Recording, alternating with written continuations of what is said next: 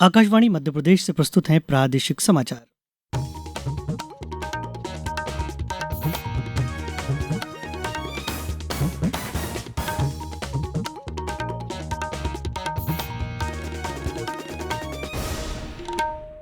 नमस्कार, समाचारों के साथ मैं रत्नेश सोनी। सबसे पहले मुख्य समाचार।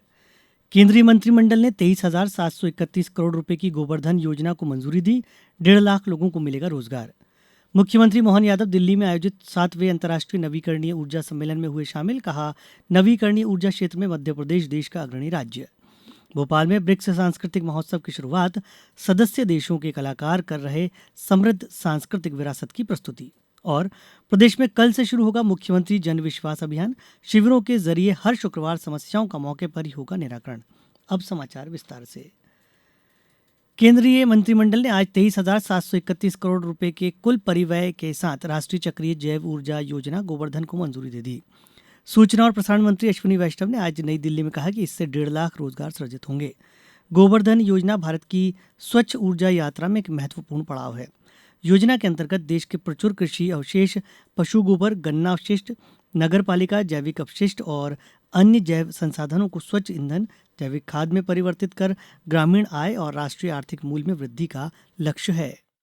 कंप्रेस्ड बायोगैस सीबीजी, इसका प्रोडक्शन एक डेकेड के अंदर 10 गुना बढ़ाने का टारगेट, करीब 5 MMSCMD प्रोडक्शन के लेवल तक पहुंचाने का इसमें टारगेट लिया गया है। अगर इसको हम एनवायरमेंटल पॉइंट से देखें तो this will save about 40 million tons of carbon dioxide emission. करीब 75,000 करोड़ रुपीस नेशनल जीडीपी को ऐड होगा और about 1.5 lakh jobs will be created by this program. यह योजना 2026-27 से 2035-36 तक लागू की जाएगी। इससे कंप्रेस्ड बायोगैस भारत के भविष्य के ऊर्जा मिश्रण का प्रमुख आधार बनेगी। योजना का उद्देश्य घरेलू कंप्रेस्ड बायोगैस उत्पादन को लगभग 10 गुना बढ़ाना, बड़े पैमाने पर निजी निवेश को आकर्षित करना और देशभर में चक्रीय जैव अर्थव्यवस्था का निर्माण करना है।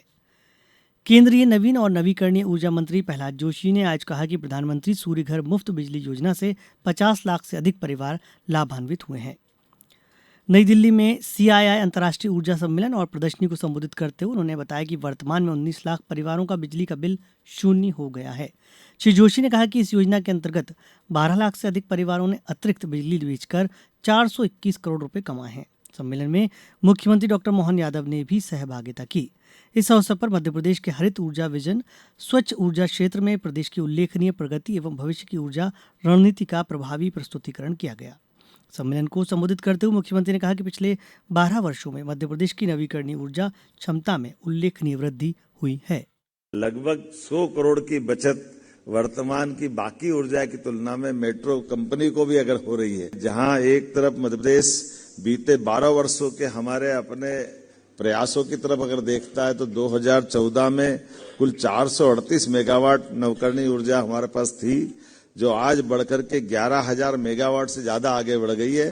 मुझे इस बात की प्रसन्नता है और ये हमारे काम करने का तरीका भी है। सौर ऊर्जा को कोयले से बनने वाली 2018 की ऊर्जा की तुलना में पूरे देश ने दुनिया में सबसे सस्ती बिजली कहीं बन रही है तो वो मध्य प्रदेश की धरती पे बन रही है। मुझे इस बात की भी प्रसन्नता है। लगातार मध्य प्रदेश सरकार की ओर से हम आगे बढ़ रहे हैं क्योंकि ये बात सही है। आज के समय भोपाल में आज से 2 दिवसीय ब्रिक्स सांस्कृतिक महोत्सव की शुरुआत हुई। इस महोत्सव में ब्रिक्स सदस्य और साझेदार देशों के कलाकार अपनी समृद्ध सांस्कृतिक विरासत की झलक प्रस्तुत कर रहे हैं।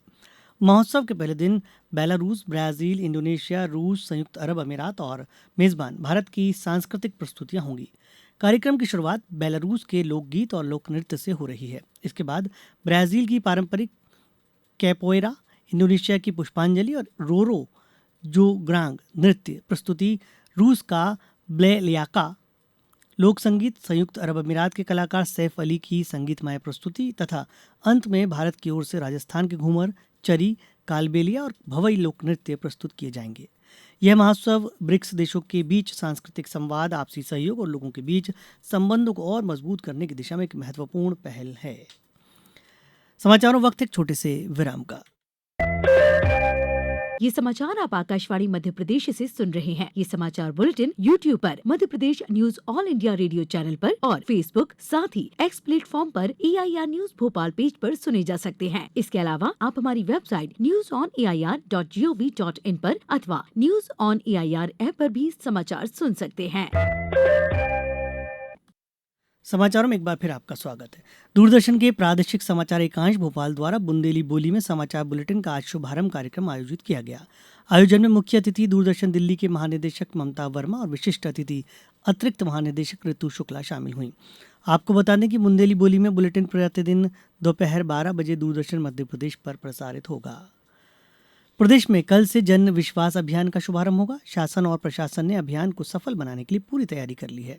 जनसंपर्क अधिकारी राजेश जैन ने बताया कि जन विश्वास अभियान का उद्देश्य क्षेत्र में जाकर जनता से सीधा संवाद एवं जुड़ाव, शिकायतों एवं समस्याओं का 100% निराकरण करना, फील्ड की वास्तविक स्थितियों का फीडबैक प्राप्त करना। अभियान में प्रत्येक सप्ताह शुक्रवार के दिन संपूर्ण प्रदेश में अपरिहार्य स्थिति को छोड़कर किसी भी स्तर पर कोई बैठक आयोजित नहीं होगी। आगर मालवा से हमारे संवाददाता ने बताया कि जिले में कल नलखेड़ा, बड़ौद, सुसनेर के साथ ही ग्रामीण क्षेत्रों में 3-3 शिविर आयोजित किए जाएंगे। प्रदेश में मानसून सीजन के दौरान अब तक सामान्य से काफी कम बारिश होने के कारण प्रदेश के अधिकांश हिस्सों में सूखे जैसे हालात बन गए हैं। अब तक प्रदेश में 16.3 इंच बारिश दर्ज की गई है, जबकि इस अवधि तक 20 इंच बारिश होनी चाहिए थी, यानी प्रदेश में करीब 19% कम बारिश हुई है। बारिश की कमी का असर प्रदेश के 49 जिलों में देखने को मिल रहा है। केवल 6 जिलों में ही औसत से अधिक बारिश दर्ज की गई है। हालांकि मौसम विभाग के अनुसार एक नया पश्चिमी विक्षोभ सक्रिय हुआ है। इसके प्रभाव से आगामी दिनों में प्रदेश में बारिश की गतिविधियां बढ़ने की संभावना है, जिससे मानसून की कमी कुछ हद तक पूरी हो सकती है। मध्य प्रदेश राज्य न्यायिक विज्ञान प्रयोगशाला के अराजपत्रित सेवा गृह पुलिस विभाग अंतर्गत प्रयोगशाला तकनीशियन, प्रयोगशाला सहायक एवं प्रयोगशाला परिचारक के पदों पर भर्ती प्रक्रिया का अंतिम चयन परिणाम एमपी में जारी कर दिया गया है। अब कुछ समाचार संक्षेप में। कटनी में राष्ट्रीय तंबाकू नियंत्रण कार्यक्रम के तहत आज चिकित्सकों को दिया 1 दिवसीय प्रशिक्षण। प्रधानमंत्री फसल बीमा योजना के जागरूकता वाहन को आज शिवपुरी जिले के पोहरी में एसडीएम ने हरी झंडी दिखाकर रवाना किया। मंडला जिले में प्रस्तावित नर्मदा लोक विकास परियोजना को लेकर आयोजित समीक्षा बैठक में प्रदेश की लोक स्वास्थ्य यांत्रिकी मंत्री संपत्तिया उइके ने अधिकारियों के साथ विस्तृत चर्चा की। सीहोर जिले के भैरुंदा में सभी आंगनबाड़ी केंद्रों पर गर्भवती महिलाओं, धात्री माताओं, किशोरी बालिकाओं और परिवार के सदस्यों को स्तनपान के महत्व के साथ मातृ शिशु स्वास्थ्य से जुड़ी आवश्यक जानकारियां दी गईं। विश्व स्तनपान सप्ताह के अवसर पर देवास जिला चिकित्सालय में जागरूकता एवं परामर्श सत्र आयोजित किया गया। सागर में छतरपुर जिला कार्यक्रम अधिकारी महिला एवं बाल विकास को शासकीय सेवा में नियुक्ति के लिए रिश्वत की मांग करने पर तत्काल प्रभाव से निलंबित कर दिया गया है। इस बुलेटिन में इतना ही। अगला बुलेटिन सुनिए सुबह 7:10 पर। नमस्कार।